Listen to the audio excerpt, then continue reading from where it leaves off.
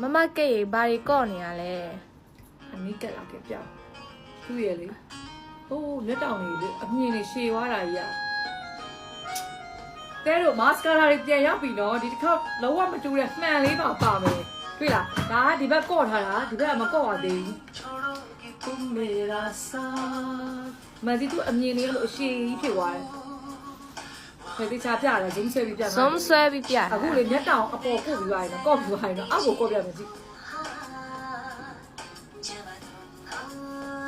တွေ့လားဒီဘက်ကိုကြည့်တွေ့ရတော့ဟဲ့မြင်ရလားကင်မရာ မြင်ရတယ်မြင်ရတယ် မကြည့်လားသူ့ရဲ့အမြင်လေးကအရမ်းမိုက်တယ်နော်အဲ့လိုအမြင်အရှည်ကြီးတွေဖြစ်သွားတာ waterproof ဖြစ်မယ်အမားတို့ပထမအတိုင်းပဲနည်းနည်းပပလေးအဲ့လိုအောက်ပေသွားတာတို့နော်နောက်ပြီးကြတော့နင်းနာတိလိုက်တဲ့ကအမြင်တွေထွက်လာရင်ပုတ်လိုက်ရုံပဲလက်နဲ့အောက်လုံးဝမမဲဘူးဒါဒီဘက်ကော့ထားတာဒီဘက်လုံးဝမကော့ရသေးတာဒါတော့တစ်ခါပဲကော့ရသေးရနော်နှစ်ခေါက်သုံးခေါက်သာကော့မယ်ဆိုလို့ရှိရင် share ပဲလုံးပါတွေ့လားဒါဒုတိယတစ်ခေါက်ကော့အဲ့တော့အမားတို့ရေကာကိုကတွေဈေးများတဲ့အတွက်ကို3000လေးပဲတက်မယ်ငွေ3000ပဲတက်မယ်ပထမ19500နဲ့ရောင်းတာအခု23500နဲ့ရောင်းပေးမယ်နော်3000လေးတက်တာနော်ကာကိုကလေးပဲ3000လေးပဲတင်ထားတာပုံမှန်ဆိုတာ 50% off တာ4400နဲ့အမရောင်းရမယ့်ဟာတွေအကုန်လုံး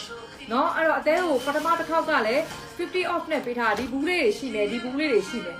အတူတူပဲနော်အတူတူပဲဒီမှာကြည့်ဒီရောက်စားရတဲ့ lashes တွေအဲ့လိုရှည်ကြီးဖြစ်တယ်ပေါ်လိုက်ပြီဆိုလို့ရှိရင်သူ့ရဲ့ volume max ကြီးကမိုက်တာကိုကတကယ်လို့အောက်နေနဲ့ပြေသွားအဲ့လိုပို့လိုက်ရတယ်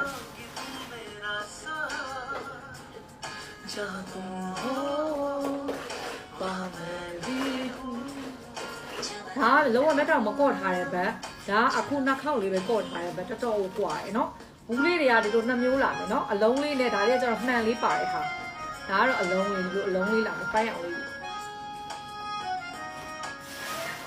ပစ္စည်းတွေပြန်ရောက်ထားပါတယ်မှားလို့ရပြီနော်တဲလေးတို့